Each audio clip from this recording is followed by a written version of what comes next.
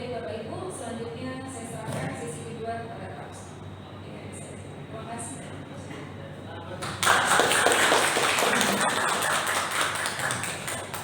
Tes 1, 2, 3. Assalamualaikum warahmatullahi wabarakatuh. Selamat pagi Bapak Ibu, salam sejahtera untuk kita semua.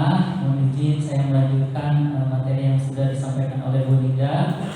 Terima kasih sekali lagi atas waktunya dengan kesibukan menyempatkan hadir undangan kami.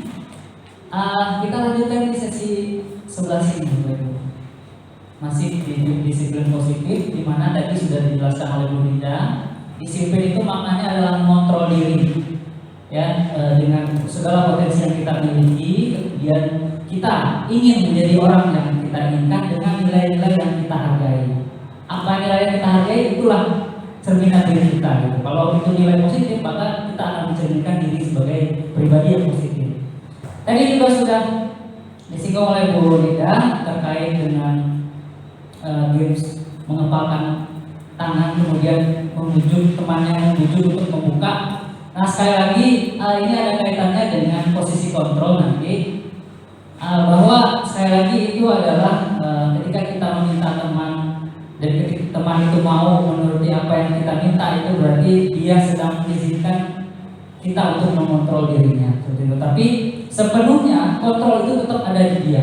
Bagaimanapun kita hanya bisa berada di lingkaran pengaruh kita saja, ya, tidak bisa masuk ke wilayah lingkaran pengaruh orang lain. Yang bisa kita kontrol adalah perilaku kita, kata-kata kita, sikap kita, tapi kita nggak bisa mengontrol orang lain sekali lagi. Nah, masuk ke sini model berpikir menang-menang itu datangnya dari Stephen Covey, ya, Stephen Covey. Dia pengarang buku tentang 7 perilaku efektif seorang pemimpin, tentang 7 habit. Dia di habit yang keempat itu think win-win, berpikir menang-menang. Dimanapun kita berada, harapannya adalah sekalipun berhadapan dengan murid, kita mikirnya menang-menang. Karena kalau kita mikirnya menang kalah, maka yang kalah itu nanti akan berdampak negatif dalam jangka waktu tertentu.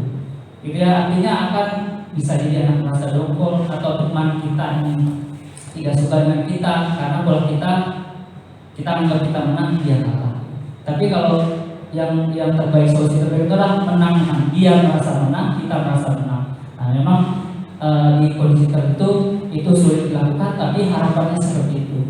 Nah, tentunya dengan kolaborasi dan konsensus kesepakatan menciptakan pilihan-pilihan baru. Nah, dari sini lahirlah 5 posisi kontrol. 5 posisi kontrol dari William Glasser ini itu tentang kontrol guru, ya. Kita ngomongnya guru dan murid. Nah, di situasi-situasi tertentu kita itu terkadang sadar nggak sadar, ya, kita sebagai penghukum, atau kita membuat rasa bersalah, atau kita berposisi sebagai teman, atau sebagai pemantau saja, dan yang kelima sebagai manajer. Nah, harapannya adalah sebetulnya dari William Glasser ini, teori yang dipelajari ini, yang sudah diadopsi oleh Kementerian Pendidikan dan Budaya ini, harapannya itu kita selalu menjadi manajer ini, sehingga kita bisa menggali potensi yang ada dalam murid, kemudian meyakini nilai-nilai berharga yang ada dalam dirinya, ya, sehingga dia bisa menginisiasi sendiri atau mencari jalan keluar sendiri dengan nilai-nilai positif yang dia miliki. Contoh seperti ini. Ada anak, kita lagi ngajar, kita suruh dia tugas, Pan, silakan maju di depan. Dia malas-malasan majunya. Habis udah maju, dia nggak bisa kerjain gitu, dia aja gitu. Nah, kadang-kadang kita kan responnya, Bapak udah capek-capek bikin soal, kamu cuma diem aja. Kok kamu nggak ngerjain gitu. Nah, kira-kira bahasa seperti itu kita sedang berposisi sebagai apa kira-kira? Pembuat merasa bersalah. Ketika berdiri di sana, angkat 1 kaki, itu berarti kita sedang menghukum. Nah, 2 ini itu dikategorikan disiplin negatif. Karena apa? Itu akan berdampak negatif dalam jangka waktu tertentu. Ya, dia di depan memang nurut ya, tapi di belakang ngomongin kadang seperti itu. Nah, itu salah satu dampak negatifnya. Kemudian ada yang sebagai teman, udah nanti biar bapak yang tulisin. Nah itu teman. Kemudian ada sebagai pemantau, kenapa kamu nggak bisa dari itu? Kamu udah belajar belum sih? Dia akan mengukur-ukur gitu. Apa kekurangannya, apa yang perlu diperbaiki oleh anak ini. Tapi gurunya yang ngukur, bukan anaknya. Nah kalau sebagai manajer, gurunya yang mengarahkan. Kenapa sih kamu nggak bisa? Dalamnya kemana? Coba kamu ceritain masa kamu apa? Aku nggak bisa ngerjain soal ini. Nah itu kemudian disebutkan step-stepnya saya sampai dia mampu menjawab itu sebagai manajer. Lanjut, selanjutnya adalah segitiga restitusi. Nah ini penting sekali Bapak Ibu, saya mengalami sendiri kemarin. Ketika di proses Pak U dan teman-teman Haikal. Jadi kondisinya itu pada saat memang sudah istirahat ya, tapi kita tuh pengen bikin keyakinan kelas untuk rolling kelas, karena kelas lain melakukan itu dan itu baik gitu. Nah mereka tidak suka, ada beberapa anak yang tidak suka, sehingga kita contohkan, Pak udah istirahat, Bapak turun aja, otomatis naik dong, ya kan? Naik dong. Nah saya ikut ini Bapak Ibu, segitiga restitusi ini adalah pendekatan yang digunakan untuk mendisiplinkan anak gitu. Yang pertama menstabilkan identitas.